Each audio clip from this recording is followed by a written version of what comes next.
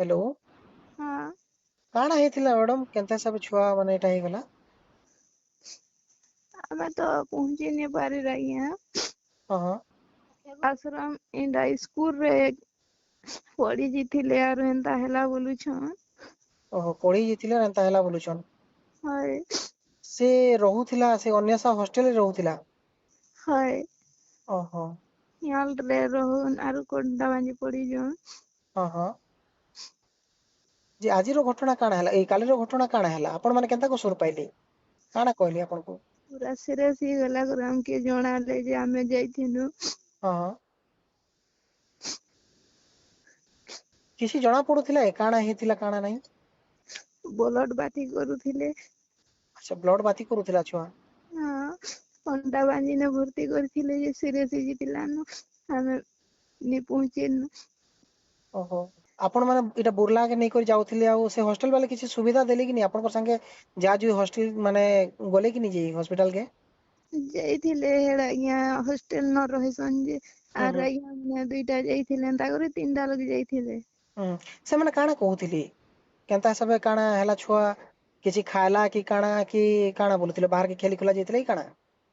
बाहर ने खेली नो परे इंता भीतरे ने छुआ मन संगे खाना खेइकरी खेलुथिला बोले ହଁ और कुछ मते भल नहीं लागबार बोला आरो सीढ़ी होचे जेन बसीथिला परे आर पिसाब जेसी बोला परे लेटरिंग के जाइथिला। ହଁ। आर मते बाती लागुछे बोला कि तार संगर छुआ मने केतरा थिले जे हेन के ହୁଁ स्कूल रे ଆଚ୍ଛା और ଏଟା तो बेसी गला बोलुछन। ସ୍କୁଲ ରୁ ସେ ତକ ମାନେ ଦେହ ଖରାପ ହେଲା କି ତାର ସେ ହଷ୍ଟେଲ ଟି ରହିବାର ଜାଗାରୁ ତାର ଦେହ ଖରାପ ହେଲା? नहीं नहीं हॉस्टल ती नहीं है स्कूल रे एटा पड़ी जाइथिले आरो। ଆଚ୍ଛା ପଢି ଯାଇଥିଲେ ଆଉ ତାପରେ ତାହାର ଦେହ ଧୀରେ ଧୀରେ କରି ବିଗିଡିବାର ଆରମ୍ଭ ହେଲା। हाँ ଆପଣଙ୍କୁ ଖବର କେତେବେଳେ ଦେଲେ? हमके 12 बजे देछन एटा 11 बजे पूरे। ହୁଁ 11 ବजे ତାର ଦେହ ବିଗିଡିବାର ଆରମ୍ଭ ହେଲା ଆପଣ ମାନଙ୍କୁ 12 ବଜେ ଖବର ଦେଲି। हाँ हाँ ଓହୋ ତାପରେ ଆପଣ ମାନେ ସମସ୍ତେ ପହଞ୍ଚିଲେ ଛୁଆର ଅବସ୍ଥା କେନ୍ତା ଥିଲା ଆପଣ ମାନେ ପହଞ୍ଚିଲା ବେଳେ? ब्लड बाती କରୁଥି ଘଣ୍ଟା ମାଝି ଭର୍ତ୍ତି କରିଥିଲେ ଯେ ଓହୋ। ଆଖି ବି ନି ଖୋଲୁଥି କିଛି ନାହିଁ। ଓହୋ ହୋ। ଆପଣ ମାନଙ୍କୁ କାଣା ହେଇଛି କିଛି ସନ୍ଦେହ ଲାଗୁଛି ମ୍ୟାଡମ?